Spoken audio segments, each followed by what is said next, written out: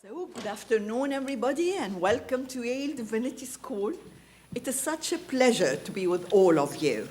My name is Sallama Shaker, and currently I'm a visiting professor of Middle East and Islamic Studies at Yale Divinity School and Macmillan Center.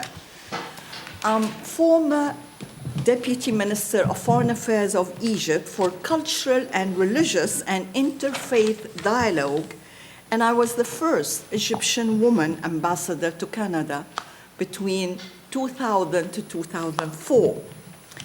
Since I do have two hats, the diplomatic and the academic hats, this evening I'm wearing a third hat as the sailor who will cross with you and with our panelists many oceans and continents to learn about faith across oceans, in which leading international journalists will share with us the religion beats from various parts of the world.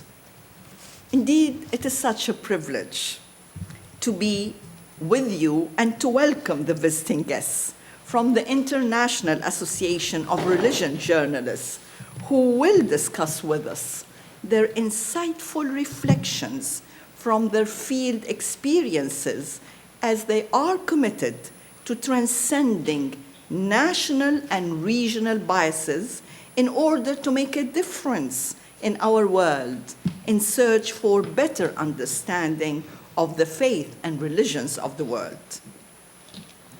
Dear friends and colleagues, and my wonderful class who came here and, in spite of all what we are doing, they were kind enough to wrap their presentations to be with us today.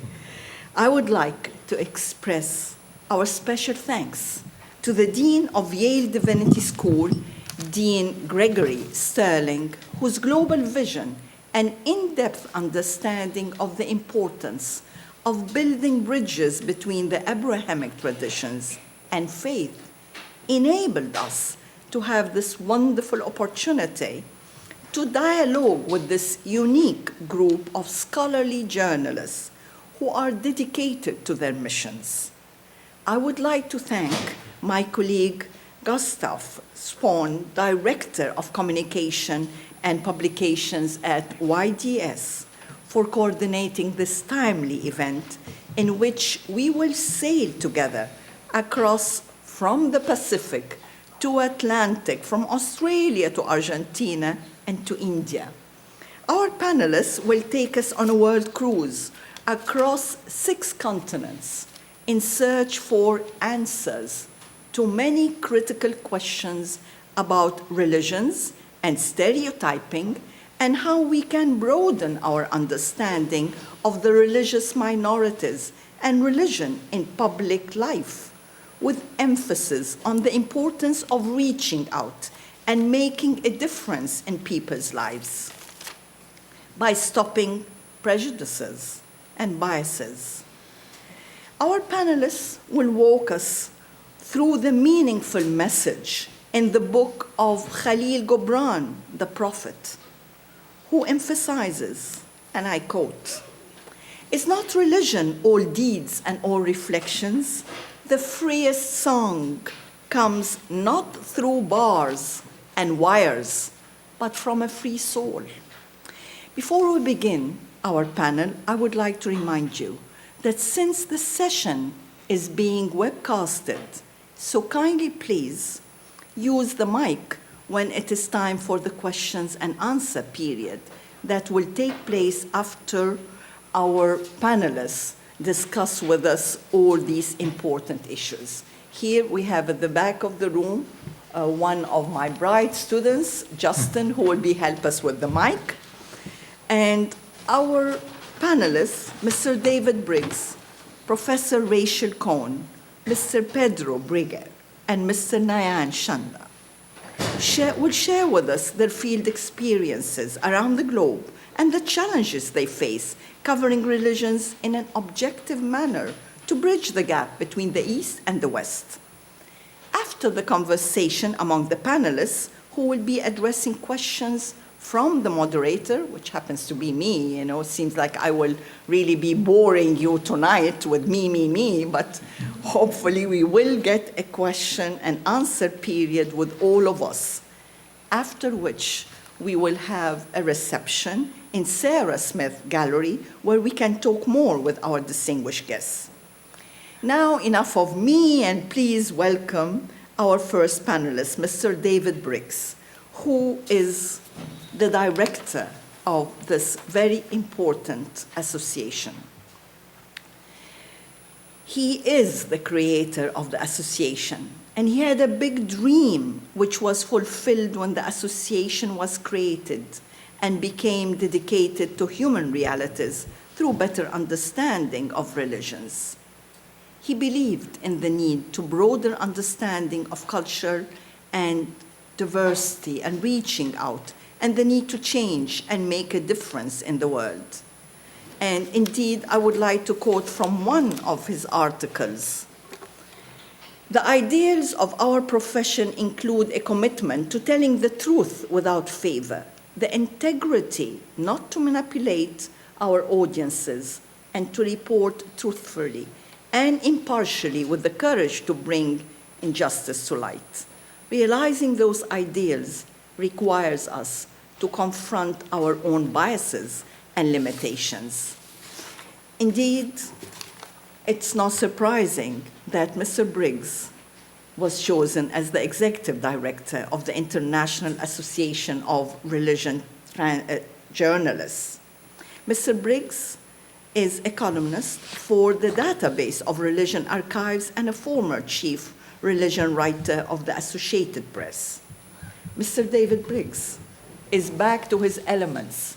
He graduated, actually, and got his master's at Yale Divinity School in 1985.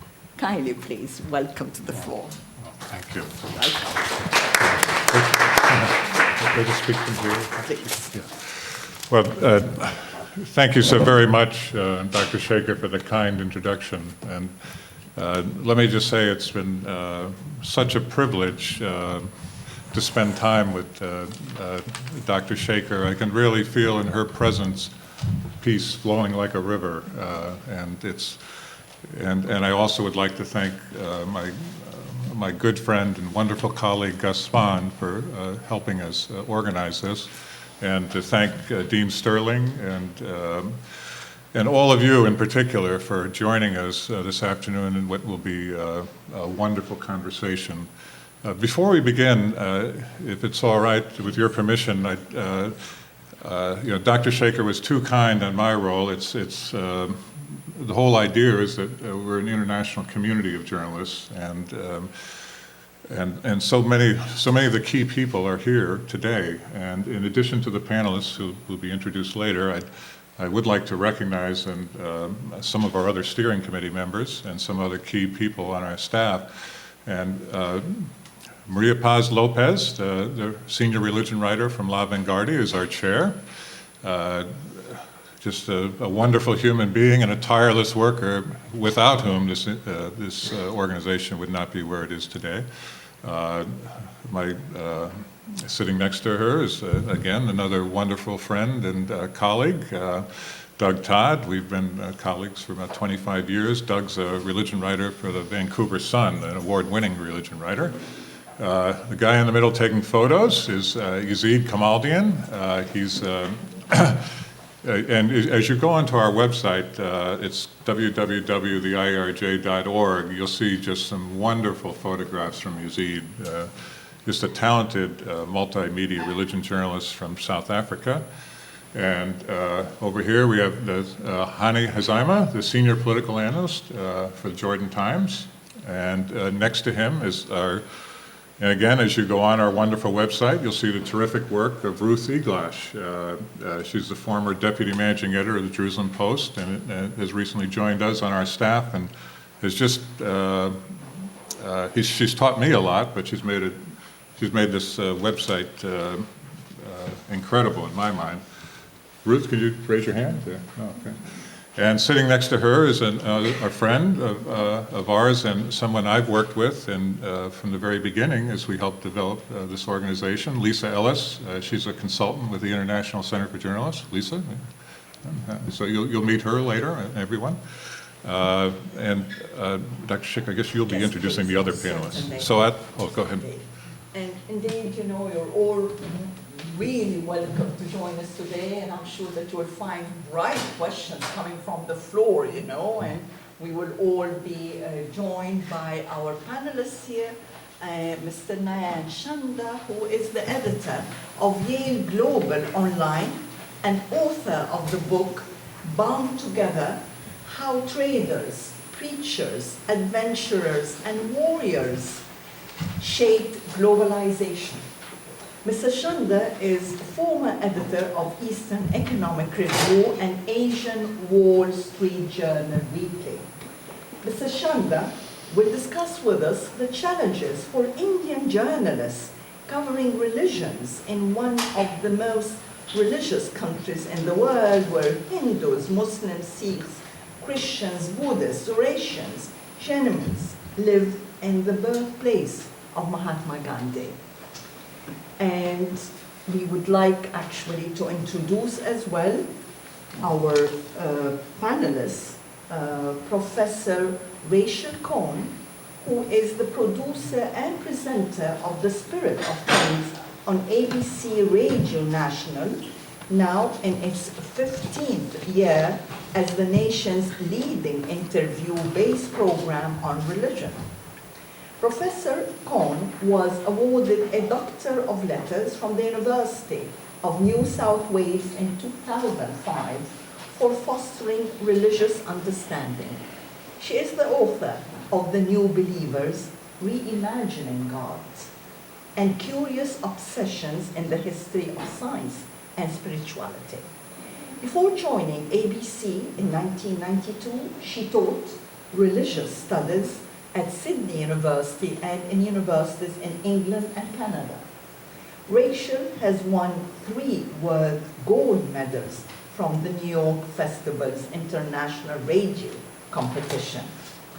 And we have Mr. Pedro Brieger, who's a journalist and sociologist. His book includes Holy War on Political Struggle, a deep research on the Islamic political leadership in different countries, and what is Al-Qaeda. He has worked for the main print media, TV, and radio networks in Argentina, and nowadays is on the news every night. I think tonight will be the exception. Yes. As he hosts a TV show on international politics. Mr. Brieger received many awards for his journalism work on radio and TV, including the Martin Fierro Award in 2008 and 2009 as the best TV journalist. He also teaches sociology of the Middle East in Buenos Aires University, and he wrote the first research ever done on the Muslim community in Argentina. So please welcome with us all our panelists. So, as we will be beginning our panel, would you like to start by or kicking off by questions, or would you just prefer going on with whatever narratives you think the audience would be interested in? Who would you like to share a little bit? I thought we would each give a bit of a narrative, Right. so you Okay. give a snapshot Sure. of the world we What you- represent. Sure. Okay. Please. Should I start? So kindly, please, Okay. Mr. Briggs. Well, thank you again for all being here. This is such an important part of our organization, to be able to listen to your thoughts and to share some ideas with you. One of the lessons I learned over and over again is the importance of listening to each other. A couple years ago, I was asked to help work with a group of United Methodist religious communicators throughout Africa at a megachurch in Kansas. And was given about 4 hours to run through weeks of journalism training with them. And I was somewhat impatient, but we always start out by asking people to share their thoughts. And in the beginning, the first couple of people said,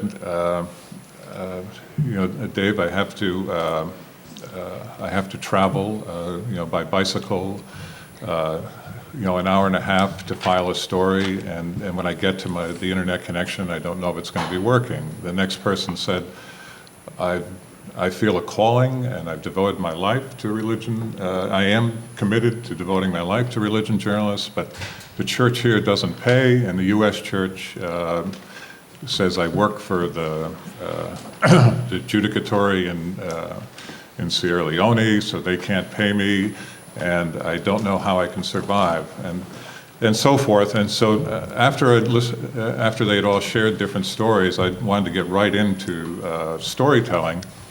And as I started, they said, "But did you hear us? Did you hear me?" And I can't make it on the income I'm getting, and this is a real challenge for us. So then we switched gears, and we just talked about this, and they all wanted to talk. All the communicators from throughout the different African nations, Zimbabwe, South Africa, and Nigeria. They were all animated and excited. And after they had shared and shared with one another and named the issues they were facing and got the feeling that I understood the issues we were facing, then we could talk about journalism. And so I think, the lesson I learned over and over again is that, it's so important to listen to and understand one another, yet it's so difficult. So we live in a society that's so polarized. If you just look at the United States, the politics, and how we're committed, so many of us are committed to presenting our own agenda and not listening to others, and in fact, demonizing others in their agenda. And as I've been a religion journalist for about 30 years, and part of my concern, I do have concerns, and we share them as American religion journalists with shortcomings in religion journalism in the United States. But I could really see that issue exponentially multiplied by how we perceive religious issues in other countries, and we don't understand it. We don't listen to one another. So, for example, a major issue like a tiny group produces an anti-Islamic video, and what happens is that people in other parts of the world who don't have an understanding of America and religious freedom and the fact that this is a tiny group, react in opposition, and it reinforces a stereotype of America as being insensitive to Islam, and it's often used by people in other parts of the world as part of a political agenda and to excuse their own actions against religious minorities. And in America, you saw much of the political discussion about not focusing on the sensitivity that this issue created, but in the news coverage and much of the political discussion, it focused on negative perceptions of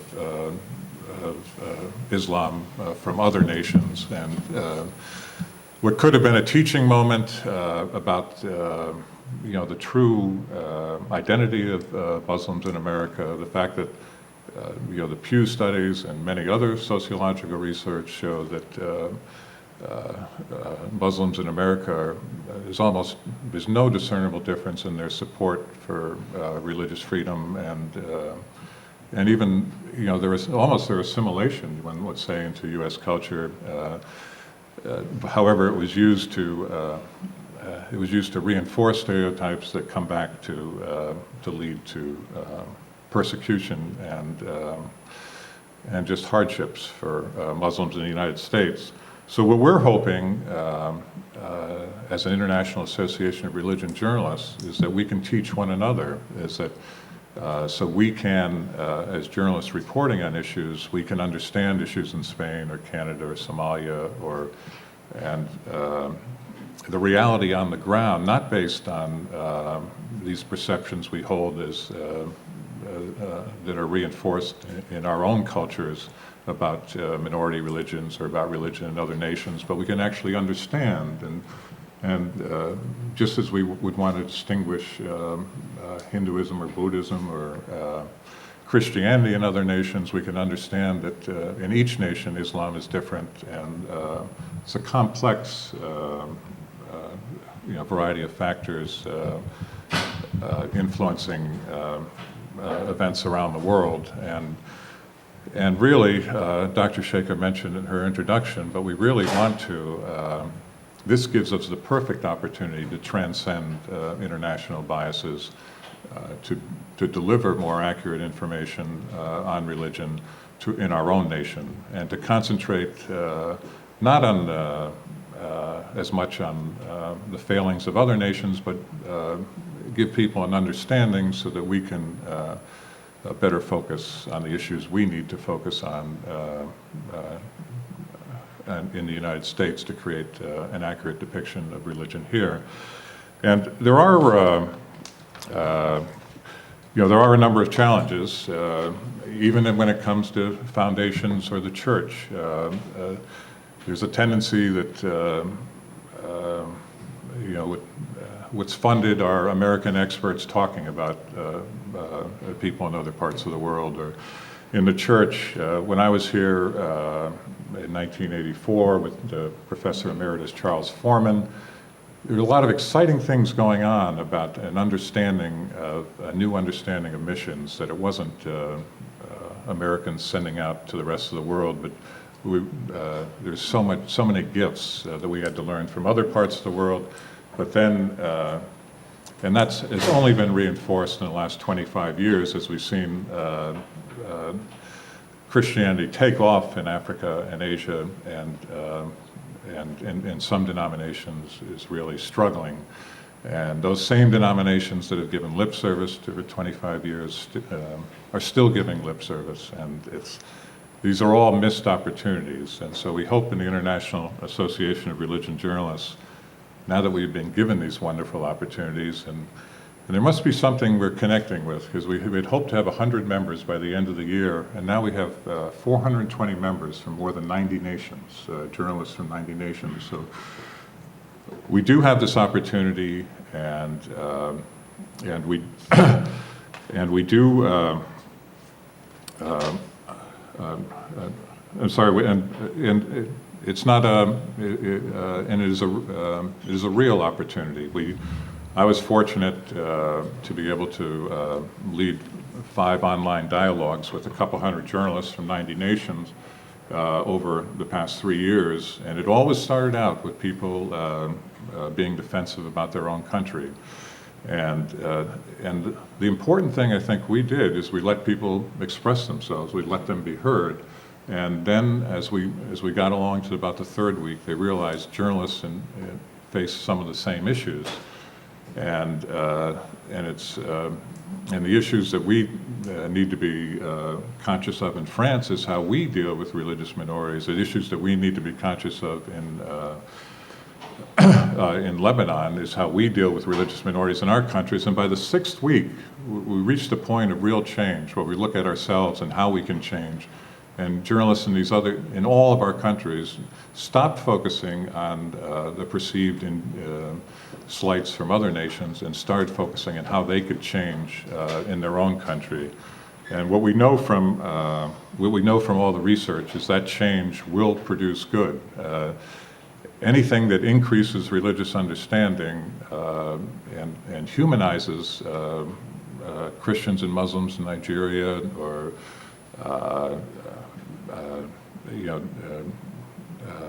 Hindus and Sikhs in India, or anywhere, leads to peace, leads to more civil society, and for a host of issues, from educational opportunities to economic opportunities to better treatment of refugees and immigrants. this work we do together as scholars and whatever your roles will be when you leave this school and as journalists, increasing understanding makes even the smallest act makes a wonderful difference in the world. And we also have seen, and research again shows that there's a cycle of violence and persecution when you reinforce prejudices. And we've seen that cycle of violence, because once you persecute a religious minority, there's inevitably a backlash that leads to greater persecution. And so we can be part of the cycle of increasing understanding, or we can be part of the cycle of violence. And if I could just conclude, a few weeks ago I was here in this room for a lecture on religion in the public square. And some of the speakers, kind of all wonderful people, but they gave their perspective as, my point of view is right, and people who disagree with me are fundamentalists or whatever. And then it got to my wonderful mentor and friend, Sister Margaret Farley. And she offered what I thought was such a helpful, and it was almost words spoken to my heart as I was listening. There was a lot of headaches being an executive director of a new organization too, but she said that, what we should be, and she's doing work with AIDS in Africa, and she said, as we do this work, we should do it with a sense of humility, a sense of respect for others, and a sense also as we talk, how do people perceive us? Do people perceive us as that we're listening to them, that we respect them, that we care about them? Because if we do that, then we can have a conversation, and we can work together. And that's what I think we're dedicated to do. There are no U.S. members on the board. There are no more than 5% of any of our members for any one country. All our working committees are radically diverse from different continents of the world. And I think we're absolutely dedicated to working together in an atmosphere of mutual respect. And I hope, and I guess I just conclude by thanking you again for being there, and that we hope we'll all be able to work together in this wonderful journey wherever it takes us. Thank you very much, David. And can we move on? Yes. Professor Kohn. Thank you. Thank you very much, David, for providing that wonderful philosophical kind of foundation to the International Association of Religion Journalists. My role today is to give you a bit of an idea of what are the religious issues that anyone in Australia would be trying to understand sensitively and also to report on. As you can hear from my voice, I'm not Australian originally. I actually moved from a very large land with a lot of wonderful freshwater lakes and rivers to a very large land with very few freshwater lakes, almost none at all, dry sand, dry salt pans, and dry riverbeds. It is a very large country. It is the only island continent, and it is also considered the oldest continent in the world.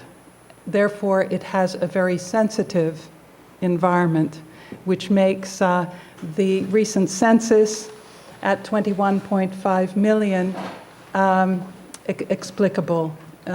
Australia is very large, but it's not entirely inhabitable. And those who live out in the bush are struggling very hard. They are generally Aboriginal Australians who are in dire need of all kinds of health care, economic care, social care. It's an extremely important issue, a moral issue in Australia, but it also has other religious aspects to it. I start with a census, which generally speaking can be considered, fairly boring. It's just a list of numbers, but it does give you an idea of where Australia has come. It was settled by English Protestants. It was very soon joined by Roman Catholics, who were always considered a bit subordinate, but have now, in fact, taken over in terms of numbers. There are more Roman Catholics in Australia than there are Anglicans. Buddhists number the largest religious minority of just over 500,000. Muslims are just under 500,000. Hindus are about a quarter, 275,000 Hindus. Christians are, of course, still the majority, 13 million. Jews are 100,000.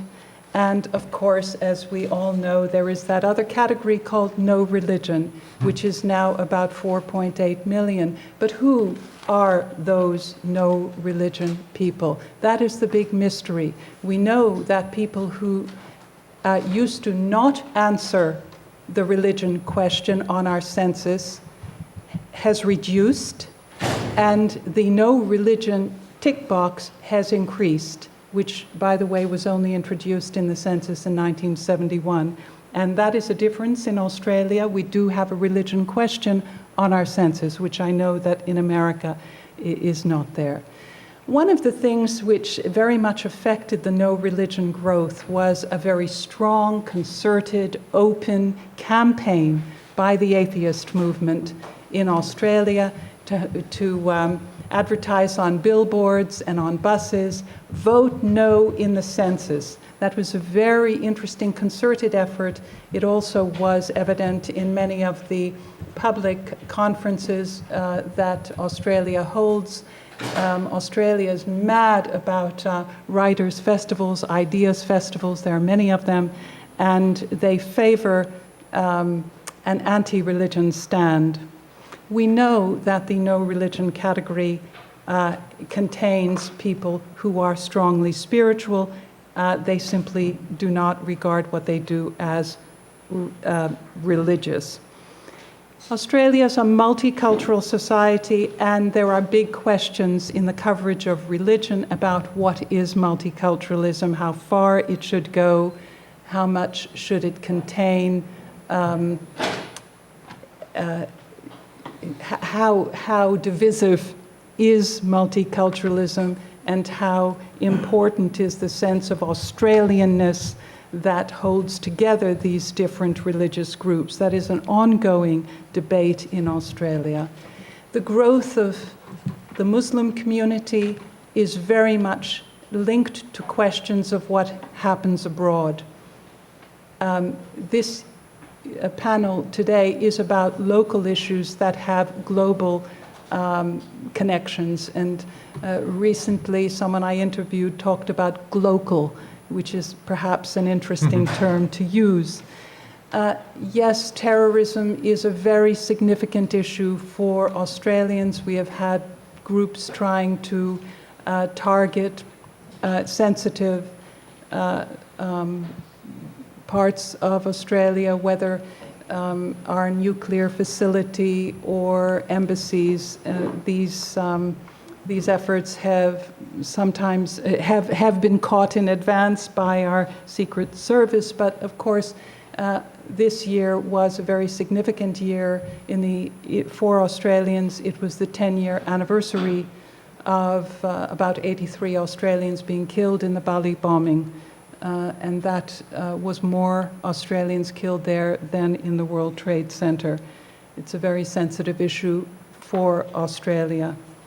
Illegal migration is a constant issue in Australia. These are boats that come via Indonesia with groups of often Muslims, but certainly not exclusively Sri Lankans also.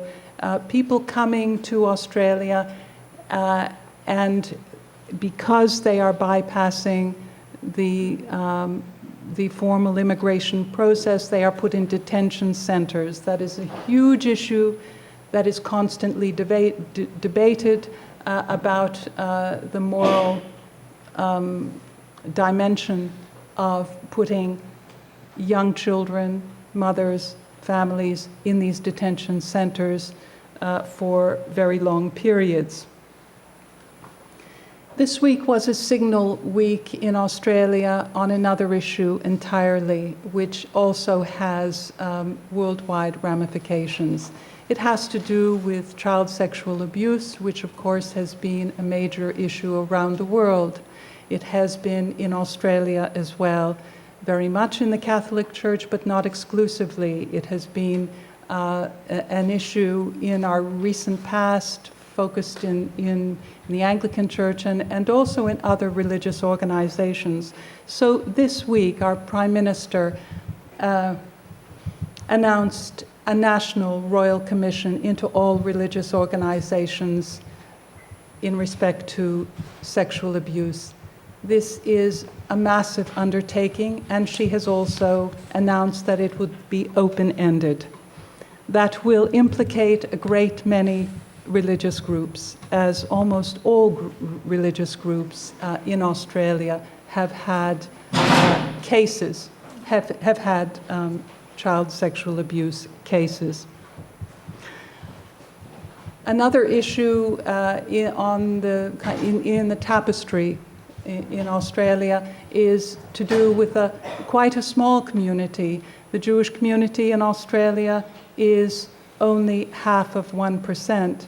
It is quite extraordinary, however. You might be thinking that this is all a post-war community. In fact, Jews were on the First Fleet, and we have had very prominent Jews as our Governor General, as the Commander-in-Chief of the Australian forces in World War I, Sir John Monash, and they have had an important role. These were British, generally speaking, they came from the British Jewish community. Post-war, they were European Jews. But today they find themselves very much targets of anti-Semitism, very often spilling over from anti-Israel demonstrations, anti-Israel kind of propaganda that can be very popular, for example, in university settings where there have been stoushes and a great deal of discomfort amongst or between Jewish and Muslim students, although generally speaking, the student bodies try to deal with these issues, try to have dialogues and so forth. I note that one of the biggest problems, it was recently one in Spain, just this week, November 12th, the Jewish community in Spain asked the government to do something about anti-Semitism on the internet, and certainly the internet is one of the biggest carriers of anti-Semitic sentiments. Another issue, and I'm tripping along because I want to leave time for questions, probably one of the most significant issues, again, has come from a totally different quarter, and that's to do with gay marriage.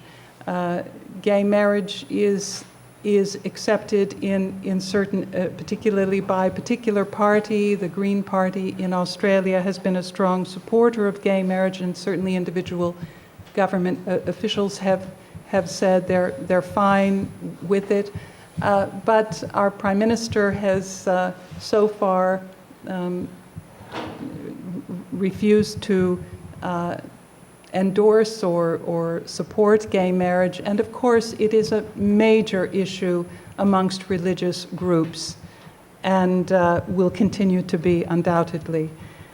Our Prime Minister also announced recently that Australia is moving into the Asian century. And what she's really reflecting there is Australia's very strong economic relationship with India and with China, and a desire to build further links. There have certainly been issues amongst Indian students who were the object of what was thought to be racial attacks. Interestingly, the Indian students often said, no, they weren't racial, perhaps in an effort to quell any racist tension, and also to allow and allow their peaceful pursuit of their studies. Generally speaking, we have a great many Indian foreign students, and the last thing they want is trouble. So the rise of Hinduism in Australia, it is now the fastest growing immigrant religion, and that will refocus, I think, our attention perhaps from being overly obsessed with Islam to issues that have more to do with Hindus. I didn't mention one thing, and of course it's the obvious one, and I'll end with that, which is women's issues in Islam. The hijab was not much of an issue. We've seen women with hijabs. Yes, they have become more prevalent, but it's not been an object, or it's not been a source of great tension. The burqa has been, and that has come to the courts because of problems of identification, and it has now been resolved that anyone who comes into a court room would need to remove any face covering so that she could be identified. It is a difficult one to traverse in the field of religion reporting and discussion, because it is a highly sensitive one, and feminists themselves are very divided on this issue. And it's certainly one that I have placed a lot of emphasis on in 2011. I'll stop there because I think there are probably a great many issues that that we can further discuss through questions. So thank you. Thank you very much, and we move to our next panelist, Mr. Pedro, please. Thank you. Yes, nice to meet you. Thank you very much for the invitation. I know we have very few minutes, so I will speak about my country, a couple of things that I would like to share with you. Argentina is a Catholic country, but we have gay marriage. It was approved last year, so it's open for everyone. And I think it's a very positive decision. As a Catholic country, and as Latin America had many dictatorships in the 60s, in the 50s, 60s, and 70s, there was something very important, the Theology for Liberation movement. In many Latin American countries, in Argentina, we had the Third World Priest movement. It was an important movement. Many priests and bishops were working with the very poor people. Many of them were killed because of this work, and therefore this is a religious and political, very important political issue. Some of the bishops were fighting against the dictatorships. One of them in 1966 was seen by a dictator. His name was, well, he was the president, but he was a dictator because he arrived after a coup, that the worst enemy of the government was this bishop called Jerónimo Podestá. Therefore, when I began to write about this movement, I thought it would be very interesting to know the history of this movement in Argentina. And I published a big article with many interviews of these priests and people who worked with these priests, trying to understand why they were working with the very poor people. In the meanwhile, even if we are a Catholic country, we have a small but important Jewish community. In the meanwhile, the first mosque was built in 1986. We have a very important Arab migration to Argentina, but most of them were Christians. But in 1989, we had a president, Carlos Menem, and suddenly most of the Argentinians discovered that the Arabs are here. He was very particular, and he was from a Muslim Syrian background that converted because the Constitution of Argentina at those times said that to be a president, you should be a Christian. The first problem we had as journalists is to discover a new issue, Islam in Argentina, and how to deal with the difference between Arabs and Muslims, because the president himself confused the terms, and he contributed to the confusion, and his private life and the public life as a president got mixed all the time. He spoke as a Christian, as a Catholic, but his wife spoke as a Muslim. And he offered himself as a mediator in the Arab-Israeli conflict. So he had a public appearance that was very strong, very important. Nobody knows exactly how money he received from Arab countries, but it was said that he received money from Syria and later from Gaddafi. He promised openly a special relationship with the Arab world before becoming a president, but as soon as he got elected, he changed. He went to Israel and he became a real partner of the US and Israel. The two main events, political and religious events, related in some way in the 90s, after Menem arrived or became a president, were the 92 bombing of the Israeli embassy in Argentina, and in 94, the bombing of the main Jewish community building.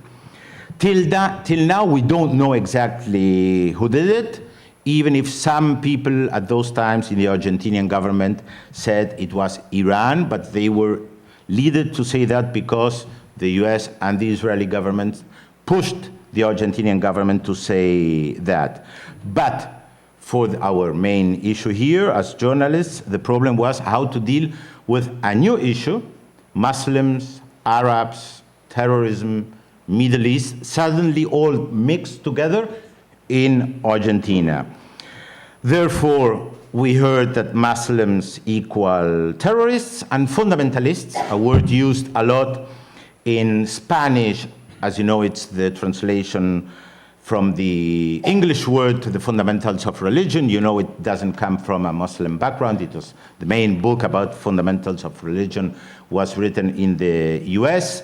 The French and Spanish, I mean in Spain, use another word. They don't use fundamentalista, they use integrista. It's another word related to a political party in Spain in the last 20th century, but all this word were mixed around, and it was very, very hard for us to try to explain the difference between the words.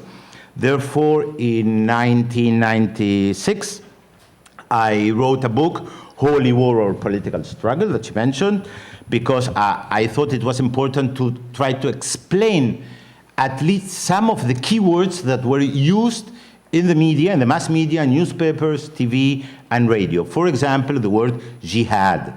They always translate, or mostly translated as holy war. It's a bad translation. Jihad is not only holy war, it's much more complicated.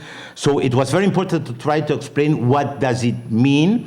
And in my book, I interviewed different Muslim leaders from several countries, including Rachid Ghannouchi from Tunisia, who's now an important person in Tunisia. And the problem is that even the Muslim leaders use the word jihad in different ways. So we, as journalists, have always a problem.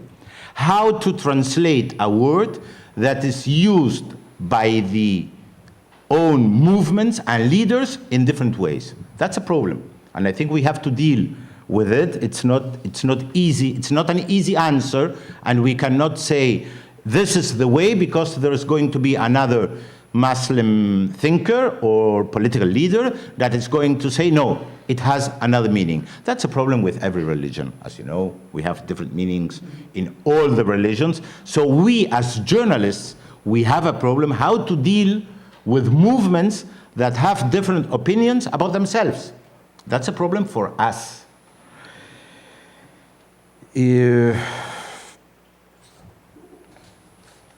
Since I don't have so much time, I would like to say just something about a political issue very important in Latin America. And it is related to the Muslim community, not only in Argentina, but in Latin America, because the mainstream media usually mix up all the words, and for them, Sunni, Shia, Salafist, Al-Qaeda, Iran are all the same. Therefore, I wrote a book that is called What is Al-Qaeda, trying to understand what this movement is, specifically not because of a theoretical issue, but because the US in Latin America is saying that Iran and Al-Qaeda are present in Venezuela, Ecuador, Nicaragua, and that they use Latin America as a safe haven for Iran and Al-Qaeda recruiting terrorists to attack the US. Therefore, there's always a linkage between religion, politics, terrorism, and we have to deal with it. Thank you very much indeed. And Mr. Nayan Chanda, please. No, thank you very much. This is a great pleasure and certainly a great privilege to be speaking with such a learned panel on religion, about which I know very little actually. And the reason I agreed to speak here is that I can perhaps convey some of the problems that Indian journalists face in covering religious matters. The first thing to notice about India is that it has the world's 4 major religions developed in India: Buddhism, in Hinduism, Buddhism, Sikhism, and Jainism. These 4 religions. And then India received from abroad Islam and Christianity and Judaism. And for the 4,000 years, these religions mostly lived in peace. And that was the most amazing thing about Indian civilization, that excepting the period when the Islamic invasion took place, when some forced conversion was made, Indians adopted Islam, and because it offered certain spirituality and also commercial advantage. Most of the Muslim people who came to India were Arabs, were traders, and they were very, very religious-minded, very genuine religious person. At the same time, they were wealthy, and they had a good network. So a lot of people actually converted to Islam in order to live better. And in fact, in Kerala, where the Islam first came, the word for these Muslims was son-in-law, because they were married to the daughter of the family. And that word, son-in-law, actually now in Kerala means trader. So the word son-in-law and trader are interchangeable. So these were the kind of relationship. Now, India has 1.2 billion people. Of them, 80% are Hindus, 13.4% are Muslims, which makes India the 3rd largest Islamic country in the world. The first is Indonesia, second Pakistan, and third is India. And we have 2.3%, which is about 20 million Christians. We have 2 million Sikhs, about less than 1 million Buddhists.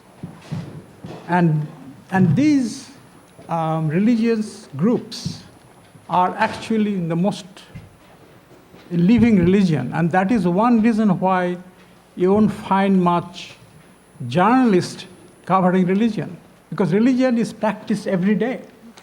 You see from the completely naked sadhus to completely covered Muslim women side by side. And they exist in India. And this is something that is a fact of life. And there is not much reporting necessary to talk about what different people, they practice, their practices and their rituals.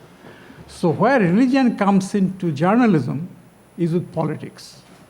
And this is the most important thing in India, is that The word dharma in Sanskrit, which also means commonly religion, the word dharma comes from the root Sanskrit word dhar. And dhar means sustain. To sustain a moral, civil society is what the purpose of dharma is. And dharma is something that you practice every day in your life, and that practice helps sustain the society. And ironically, politicians have used dharma to sustain themselves and sustain their political power. And that use of religion for political end has been the source of all trouble in India. And the most important event in modern Indian history was in 1947, when Hindus and Muslims fought and separated, creating two countries, India and Pakistan. And that the riot that took place led to almost 1 million people killed on both sides. And that was the most serious communal violence. And that was the beginning of modern India. And since then, there have been many, many small, medium riots. And one thing that is common with all these riots is that the religion was not a factor. The riots were caused by economic, political, social factors. And politicians always taking advantage of the religious practices and differences to gain an advantage politically. And so use of religion for political purposes has been the main problem of India's religion. The most important in modern period was in 1984, when Mrs. Indira Gandhi's Sikh bodyguards assassinated her. And there was, of course, shock throughout the nation, but it was the Congress party politicians who wanted to take advantage, and they mobilized Hindu mobs to go and attack Sikhs. So some 2,700 Sikhs were killed in Delhi and neighboring areas. And that was the first time the Sikhs, which were actually kind of born an offshoot of Hinduism, had never been fought like this before. And that created, of course, a great reaction, including, we know in Canada, some Sikh groups then blew up an Air India plane, all the repercussions that followed from these anti-Sikh riots in 1984. And then in 1990s, the Hindu Nationalist Party, again trying to garner more votes from the Hindu population, they dug up the story that the mosque, underneath the mosque, there was a Hindu temple where Lord Rama was born. And that is the case throughout India. There are many Hindu temples which were destroyed by the Islamic dynasties, and using the bricks from those temples, they built mosques. That has been the fact of life. But to dig up that history, to use it for political advantage, led to many riots, again killing some 2,000 people throughout India. And then the third most important riot took place in 2001 in Gujarat, where again a Hindu nationalist party was in power, and they basically allowed people to kill some 1,200 civilian Muslims, innocent Muslims are killed. So these are kind of blots on Indian democracy, India's secular government. And so the journalists have this very different tasks in India, different from anywhere else, is that they have not only to report, but report in a way that does not cause further communal disharmony and tension and lead to further violence. So there is a Press Council of India, which was set up in the 60s, and which actually gives very detailed directives to the media. And media, of course, is now very powerful. We have 515 television channels and 28,000 newspapers and magazines. So you can imagine the the power the media has. And so to control the media so that they do not exacerbate the violence and differences has been the major task of the Press Council. And so in India, religion is not a religious matter, it is a political matter. And that's where the reporters have, political reporters cover religion in India. Thank you. Thank you very much indeed. And probably so that we can start our conversation, if I can possibly just take some lead, because I know we have been listening. In fact, I see that people have been taking notes as well of all what we heard, traveling the world from Nigeria to Australia to Argentina to India, with the difference in cultures and the various religious practices that are occurring and the problems, which of course bring to us a lot of, I dare say, negative stereotype images on Muslims and on many practices all over the world, considering that every time we hear the word jihad, you know, we all tremble and we feel that it's going to be doomsday. Now, having said that, if I can possibly ask, how can what we can call the power of journalists bring to our words a more accurate manner rather than being sensational, to enable people from all nations, from all cultures, to know the truth about the conflicts in the world that seem to have religious causal roots without really being sensational or biased. So I open to our panelists, and please take the floor and try to imagine a world with what I call fair journalism, less sensational. Kindly, please.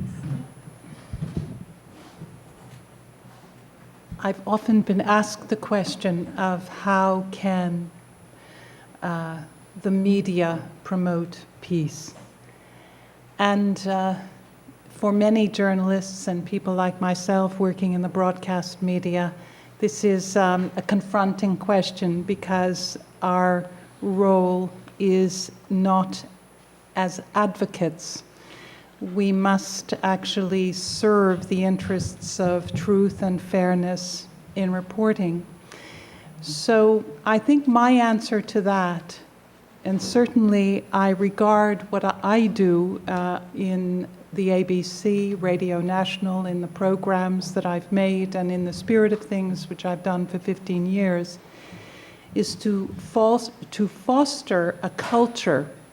I think cultures bring peace.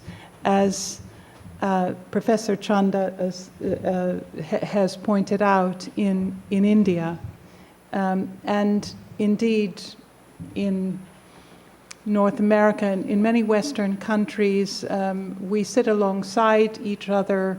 We are used to accepting and conversing and doing business and even intermarrying with people of other religions.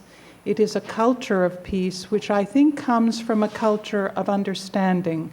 So my role, I would say, is to foster the awareness of other traditions, to develop an appreciation for other religions, other peoples, other cultures, and that can be the very best foundation of relationships across communities, across religions, and I certainly follow that up myself as a broadcaster with making personal relationships, having personal relationships with people, with different communities. I think that's absolutely essential for anyone to trust you, to disclose enough to you.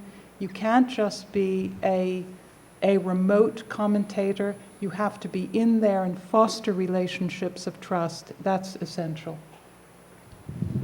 Thank you very much, Professor Kohn. And I just trail on one issue that you have mentioned, which I learned when I was in Canada, multiculturalism. How would you define that? Yes, it's been of constant concern to Australians. Of course, following Canada, Australia has an official multicultural policy, and there are many committees and government-sponsored agencies that foster multiculturalism. Perhaps it can be understood as allowing individual communities to express themselves religiously and culturally, but the real issue has been how divisive it can be, and this has been raised most especially in recent months and years with discussions about Sharia law. And there are many people who think multiculturalism cannot and must not include Sharia law, and that would include many Muslim Australians who regard Sharia law as one professor said, characterized it a can of worms in that he saw it as a highly complex and divisive issue itself amongst many different Muslim communities. So Sharia law is off the table, but it is indeed practiced, as has also been reported. It's practiced unofficially. The whole question is whether it should be made an official and recognized part of the Australian scene, and that remains an issue of debate because of the desire to embrace multiculturalism but not break apart the civil state, and most especially laws that disadvantage women and children. Excuse me, Angela Merkel in Germany said, multiculti is dead. Multicultural, she said that last year. Yes. In our country, it's dead. It failed. So if we take that to the case of Argentina, do you really think that multiculturalism cannot probably bring to the table kind of harmony of a sort? We don't speak about it because we don't have that problem. It's a problem in some European countries, I don't know so much about Australia, with big Muslim communities, France, Germany, United Kingdom, where they have also not just Muslim communities, but different communities. We don't have that problem in Argentina. In this way, we don't speak about multiculturalism. Please. I think that's a critical issue that you bring up, Dr. Shaker. The Pew Forum just did a study of influences on social conflicts and religious hostilities and limitations on religious freedom throughout the world. And they looked at 5 different influences, and number 1 was hostilities related to immigration. So I think that is a critical issue the world has to face. I mean, there's so much attention paid if cartoons are published in Denmark or this video, but the real issue is one of the real issues is how, and it's an issue in the United States, how welcoming we are of immigrants, how willing we are to respect their faith, and how willing we are to understand. I mean, United States history has been a gradual movement toward greater religious freedom, but was established where only certain Protestants had voting rights in the beginning, and only men. And every single immigrant group had to face discrimination in the United States, and unfortunately we see the pattern repeating itself with Islam. So I think issues of how we live together are absolutely critical, and in each of these countries whether it's how the new government in Egypt is going to deal with the Coptic Christian community, or whether it's how, and the United States is making a lot of mistakes in its, as it did with Catholics and Jews before them, in its dealings. And we as journalists have to claim a tremendous amount of responsibility for the public perception of Islam, as shown in many polls. So I think we're a major part of, we have been a major part of the problem, and we can be a major part of the solution. Thank you very much. And if Mr. Shan can really further explain to us the, I would say, more or less a success story in India, considering actually there's so many faith and religions that India have, and how the International Religions Association of Journalists can probably get to where we all want to be. And this is bringing to us here in the United States and to Canada and to the whole world the facts without really putting on what I call sensational kind of images. Whenever I hear the discussion about multiculturalism, I have to pinch myself, because every culture is multicultural. Yeah. And this is a fact which we seem to completely ignore. And in India, all the different cultures have come to India over the years. And Rabindranath Tagore calls India the great ocean of humanity where people have assembled. And they assembled, and overall they have been living in peace. And there is all sorts of festival, from Eid to Christmas to many Hindu festivals, and people taking part. My fond memory of growing up in a village in India is to look forward to the Eid, when I would go to the friend's house to have nice sweet pudding. And that pudding for me is Eid. And I was from a Hindu family, I don't know what I am, but I enjoyed the Eid festival because it was a time when you go to your Islamic friend's house and have nice pudding. Now, the point I made was that all culture is multicultural is a fact of history. Today, in fact, this is one of the things I have tried to do in my book on globalization. I have one chapter looking at how religion has connected the world. Not necessarily that was the intention, but the result has been that Buddhism was taken from India to China. And along with Buddhist texts came sugar, because Buddhist monks had one meal a day, and rest of the time they used to suck on sugar to sustain themselves. And Chinese had no idea what sugar was.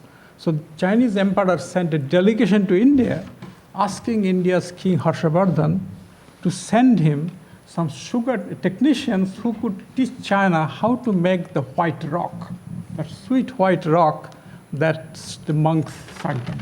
So the Indian technicians went to China to show them how to plant sugarcane and how to extract the juice and make sugar. Arrival of Buddhism propelled the formation of paper printing in China. Chinese had invented paper and knew how to print from wood blocks on paper long before Buddhism arrived. But Buddhism gave it a huge push because people want to know what the Buddhist texts say. So many Buddhist texts in Sanskrit was brought to China, translated to Chinese, and the world's first book printed on paper is the Buddhist text Dharma Sutra, which was printed in 819, and it is in British Museum, the first book on paper. So Christianity introduced printing press throughout the world, because I am a Bengali from Calcutta, and I'm ever grateful to the Christian fathers who first made the font, Bengali font, on which the first Bible was printed. The first book in Bengali is the Bible. And then when the Bengalis learned the font, they started translating every other book. So the British empire was shaken by the fact that Barth's book was being translated into Bengali. And so this is, every religion has elements coming from all over the world, and it has come over long periods, and we forget the fact that even the word Hindu is not of Indian origin. Hindu word comes from Persian. Persian King Xerxes called the area where the Sindhu River, the Indus River, his name is Sindhu, and the Persians had difficulty pronouncing Shah, they call it Hindu. So the Hindu, land of the Hindus, meaning the Sindhu River. And so West accepted Hindu as to describe the country and the religion, but this is not an Indian word. So every single aspect of culture has many different origins. So unless we understand that, we will be stuck in this multicultural debate. It seems to me like you have given the best image ever of globalization, Right. which seems to be very positive coming from all these facts that you have kindly shared with us. Now, I would really appreciate if we can engage our guests from the International Association, with any comments on what we have been kind of conversing on. I'd rather hear from the students. Oh, certainly, please. So I think we have Justin here who would be kind enough to pass the mic, and maybe like some of you would like to comment, particularly that we have been discussing the many of the gender issues. Brooke, please. If Justin, kindly, please.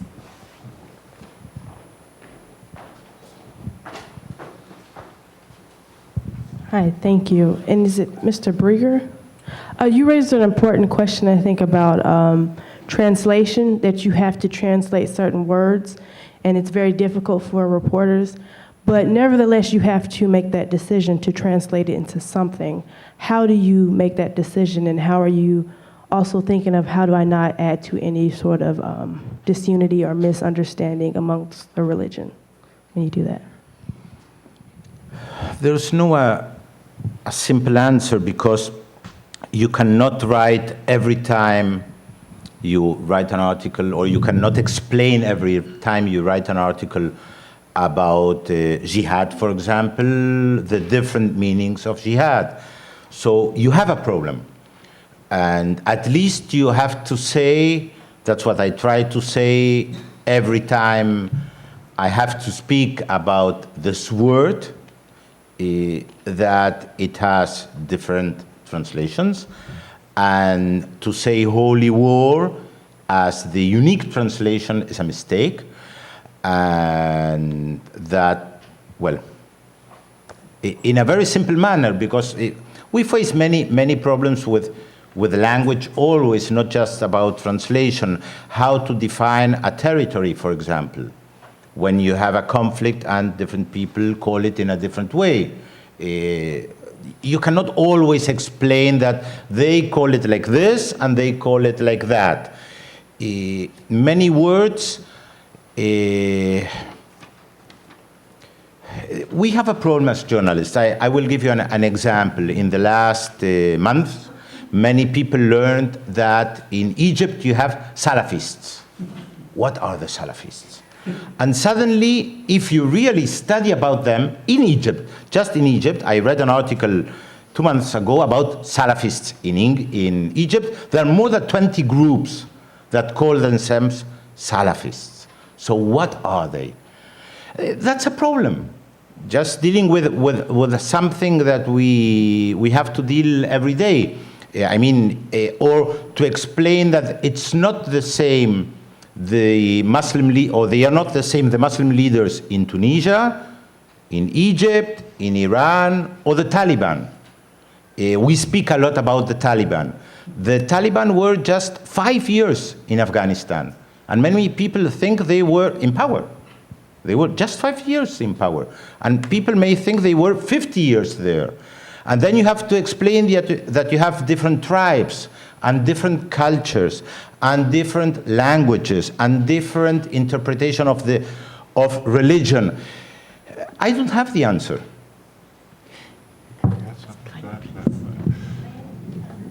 Sure.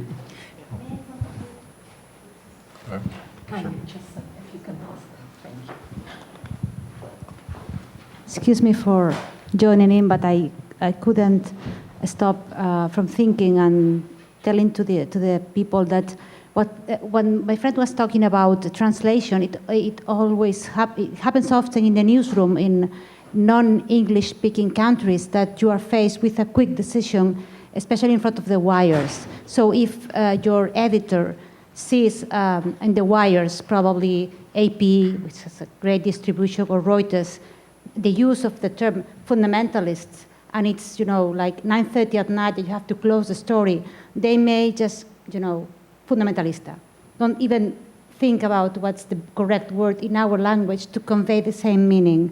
So now what we're trying to do, at least in my newspaper, is that when after 2 or 3 days we identify this kind of translation problems, there's a section called edition, and they just call people in the newsroom with, a reputation of having some thinking about it, and they, in a collegial way, they try to decide what is the best word in Spanish to fit that problem. But believe me, it's very difficult for non-English speaking media outlets to counteract what AP, BBC, all English speaking media splash all over the world, because they control the flow of information.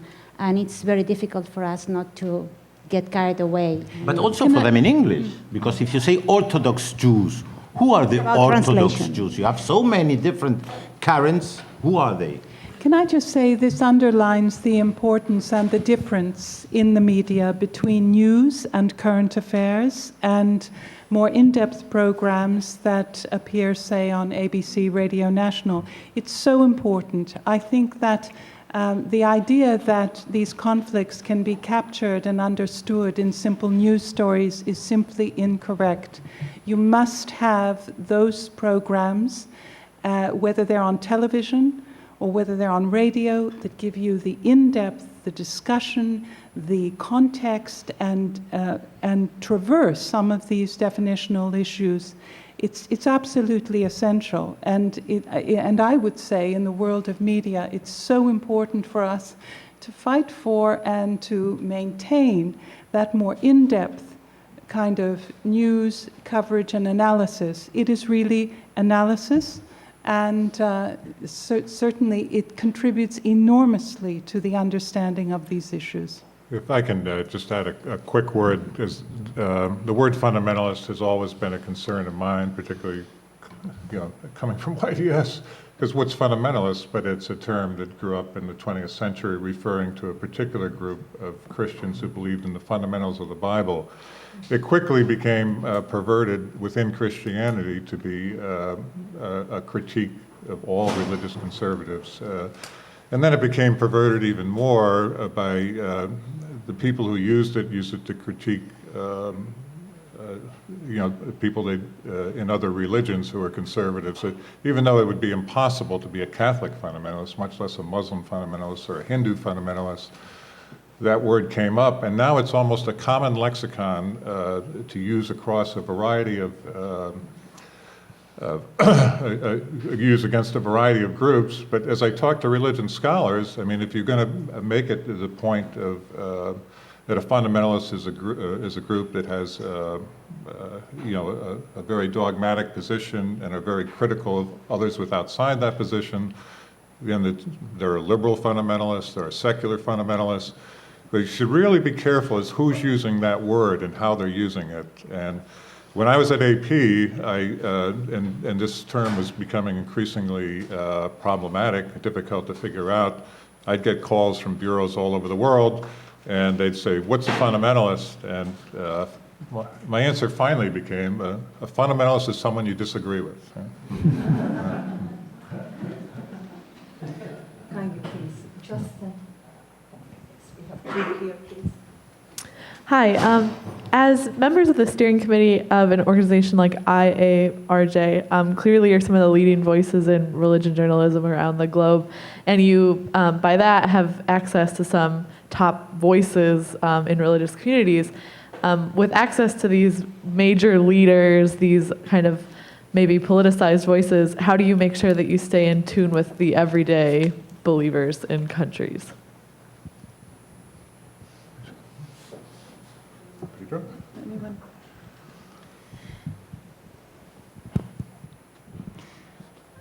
I guess we go back to global.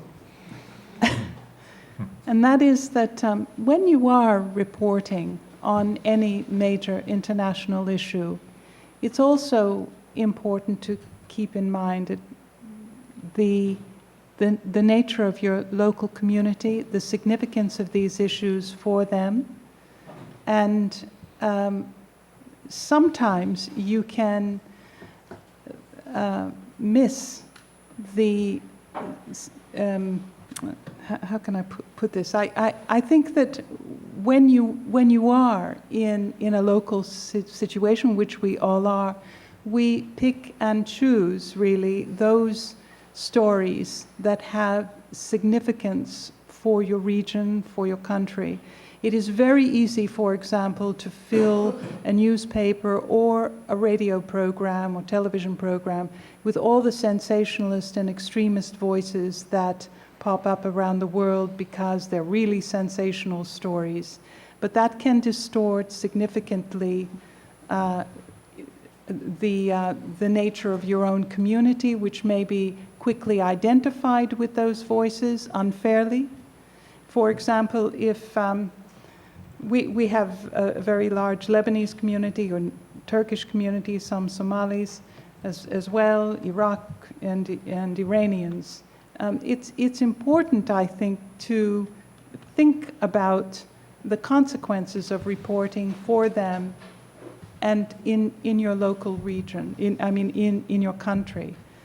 So you may run after the sensationalist stories because they're bound to get attention, but you do, in the end, I believe, have to serve your country, your local community, and do the best by them.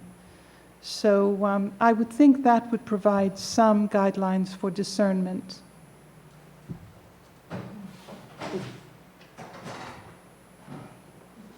wonder if you observe a trend around the world that's very clear in this country, which is a move from broadcasting news to microcasting, where we find very narrower and narrower niche markets where you can go out and find the news that confirms your presuppositions, your political views, and you don't really get exposed to anything beyond that. And is that a tendency around the world that I would think would make your job harder, where you're trying to write and publicize issues across various subcultures, political groups within your society? I'd be interested in Professor Chanda's view, because when I was in India, I kept hearing the explosion of different media voices, and how is that limiting the? So are people more likely to choose the voice that reinforces their opinion, or? In India, I think you have, as I mentioned, 515 television broadcast channels. These are in different languages. India has 18 main languages. And so the channels have obviously certain bias, but they are not too pronounced. It is not like Fox News or MSNBC here. So the people do listen to the channel, the broadcast in their own language, and of course there are English national channels. But the niche is only in terms of cultural aspect, like some channels show old Bollywood movies, some channels show pop music. So these are kind of, but in terms of religion or in terms of a particular political ideology, there are no niche channels in India, at least. Yeah. I think it does go to the question of public broadcasting, which is generally committed to providing a wide and broad view of the issues. And when public broadcasting is undercut or shrunk, then I think you'd inevitably end up with these narrowcast channels. And I think that's a problem for understanding broadly the diversity in our community, which we need to constantly foster, I think. Know that we are getting signs that this is the end of our great discussion, and we have been enriched, enlightened, and in fact, I think that your discussion and all your observations got us to believe that after all, there is what we can describe as human journalism that can bring reality to us wherever we are in the world. Please join me in thanking our panelists, Mr. Briggs, Dr. Kohn, Mr. Pedro, Mr. Chanda, for this wonderful conversation.